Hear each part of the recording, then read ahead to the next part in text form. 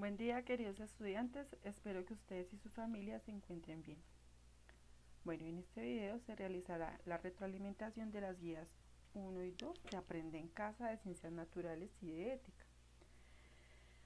Vamos a empezar con el tema de la guía número 1 de Ciencias Naturales de la materia y sus propiedades.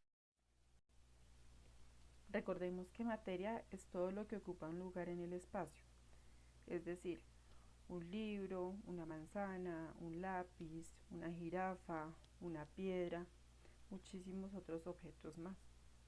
Y la podemos encontrar en tres estados, como sólido, como la madera, el plástico, el cartón, el papel, el metal, como líquido, como el agua, la leche, el jugo, la gaseosa, el yogur, y gaseoso como el aire o el gas que suena cuando destapamos una gaseosa. En estos tres estados podemos encontrar la materia. La materia también posee propiedades generales y propiedades específicas. Vamos a empezar con las propiedades generales. Dentro de las propiedades generales encontramos la masa, el peso y el volumen.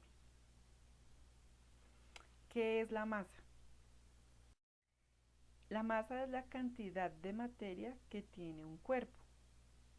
Entonces vamos a ver el ejemplo.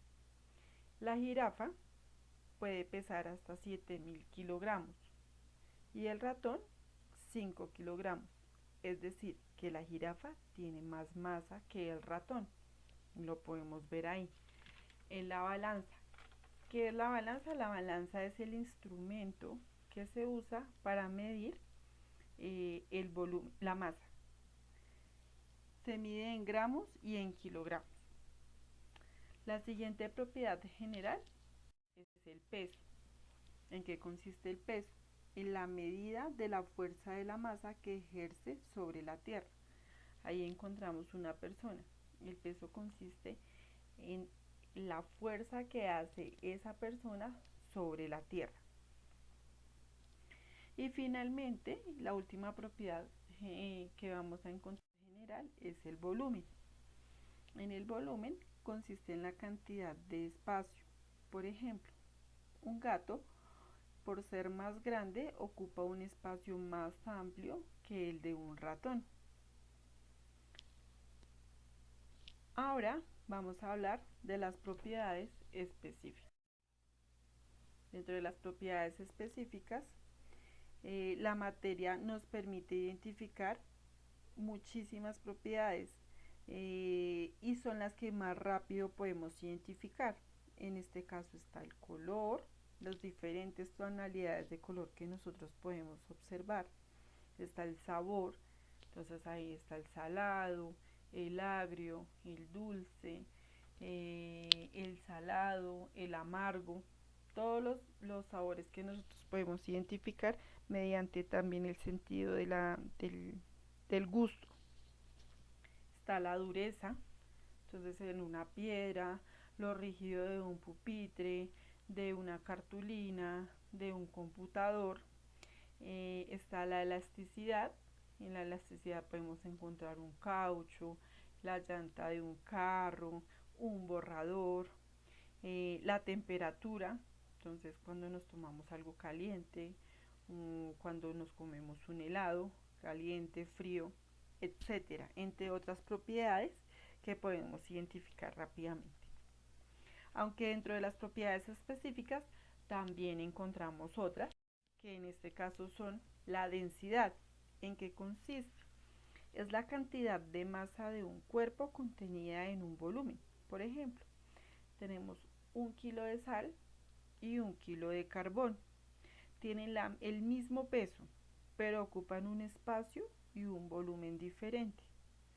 Encontramos la dilatación.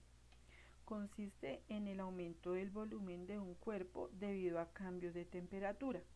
Entonces en la imagen podemos encontrar la dilatación cuando se derrite el acero y se hacen nuevas formas en orfebrería. Por ejemplo, se derrite el acero para hacer las rejas de la carcasa de las puertas. Muchas veces se derrite no solo el acero, sino se derrite el oro para fabricar anillos, para fabricar aretes. Se derrite el caucho, digamos, en otros países lo que hacen es derretirlo le hacen cambios de temperatura para fabricar pues otras cosas. Entonces se derrite esto para hacer un cambio de volumen de ese cuerpo. Y finalmente encontramos la solubilidad. La solubilidad es la capacidad que tiene una sustancia para disolverse en otra. En la imagen nos muestran un alka-seltzer, cómo el alka-seltzer se puede disolver en el agua. Como cuando hacemos una limonada, entonces le echamos azúcar al vasito con el limón y lo que hacemos es con una cucharita revolverlo hasta que se disuelve el agua, ¿cierto? Entonces esa es otra manera de solubilidad. Continuamos con la guía 2, que consiste en los átomos, los elementos y los compuestos. Empecemos con los átomos. Los átomos son partículas que no se pueden ver a simple vista. Toda la materia viva o no viva está compuesta por átomos. Entonces ahí encontramos el libro, la manzana, la jirafa, el árbol, el lápiz, entre otros objetos que están compuestos, otros objetos y otras cosas, porque dice que toda la materia, viva o no viva, está compuesta por átomos. Y estos pues a su vez en partículas muchísimo más pequeñas. ¿Cómo es un átomo? Entonces un átomo está formado por un núcleo y electrones, y dentro del núcleo hay protones y neutrones. Les comento que no todos los átomos son iguales, ya que al unirse con otros átomos forman los elementos y estos a su vez forman los compuestos. Ahora vamos a pasar qué son los elementos. Acá en los elementos vamos a ver cómo es el elemento del carbono. En el elemento del carbono encontramos que tiene un símbolo que es la C y le dan un nombre que es carbono, ¿sí? Aquí dentro del elemento del carbono también encontramos el número atómico, el cual consiste en la cantidad de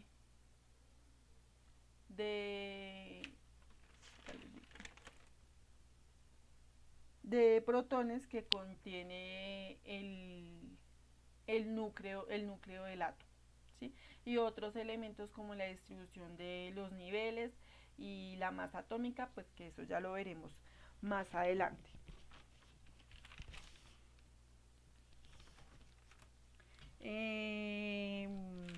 En los elementos también fueron agrupados en lo que hoy llamamos la tabla periódica de los elementos. La tabla periódica de los elementos se les dieron nombres y características como dije anteriormente, ¿sí? El número atómico, el nombre, el símbolo, y se fueron agrupados por colores según las propiedades, ¿sí? Entonces aquí nos dice que están los metales y los no metales. Dentro de los metales encontramos estos colorcitos que aparecen acá. Es decir, que los metales son estos de aquí para acá. Todos esos que aparecen de aquí, de esta linecita para acá, son los metales. Estos que aparecen acá como de color amarillito oscuro son los metaloides, que no están ni dentro de los grupos de metales ni dentro de los no metales, están como separaditos. Y están estos que están aquí a este ladito, que son los no metales, que son estos de acá, que son los no metales, y finalmente encontramos los gases nobles, que son los que aparecen acá. Eso lo explicaremos más adelante en otra guía, o pues si Dios lo permite en el colegio. Y finalizamos explicando esta guía como con los compuestos. ¿Qué es un compuesto? Es la unión de varios elementos de la tabla periódica que componen una sustancia y se representan por una fórmula química. Entonces, ¿sabías que el agua es un compuesto químico formado por la unión de dos átomos de hidrógeno y un átomo de oxígeno? Debemos tener en cuenta que tanto los elementos como los compuestos son sustancias puras, por tener propiedades particulares y además porque en el caso de los compuestos sus componentes son observables a simple vista. Entonces, mirando el compuesto, ahí nos damos cuenta la fórmula, el elemento queda como H2O, ese es el compuesto que hace parte del agua. ¿Listo, chicos? Ahora vamos a continuar con el Aprende en Casa de la guía de ética. La importancia del trabajo en equipo. En la importancia del trabajo en equipo, como se evidencia en la guía de trabajo, se promueve tanto en el colegio como en la casa, ¿no? En el colegio, ¿cómo se promueve el trabajo en equipo? Ayudando en los quehaceres, tales como tender la cama, lavar la loza, ordenar la habitación, entre otras. Y en el colegio, creando un buen ambiente en el que se fomente el compañerismo, el sentido de pertenencia de un equipo. Debemos tener en cuenta que el trabajo en equipo resulta beneficioso, ya que nos damos cuenta que los compañeros pueden pensar de otra manera, intercambiar experiencias y aprender de los demás. Además, trabajar por un objetivo en común, desarrollando su creatividad en la solución de problemas. Y en la siguiente guía se habló del trabajo en grupo, teniendo en cuenta que este se forma a partir de circunstancias como voluntarias, es decir, las circunstancias como amigos o circunstancias coyunturales como relaciones laborales, de estudio, por ejemplo el curso 402, o el lugar donde vivimos, los vecinos. Sin querer llegamos a ser parte de grupos que no han sido nuestro deseo. Es importante aclarar que para la interacción adecuada de los grupos se requiere respeto a las reglas, sentido de comunidad, una conducta coherente entre lo que se dice y lo que se hace. Bueno, chicos, espero haber aclarado dudas sobre los temas propuestos en las guías Aprende en Casa. Es importante seguir las indicaciones de salubridad en esta época y permanecer en casa. Un fuerte abrazo y espero verlos pronto. Bendiciones.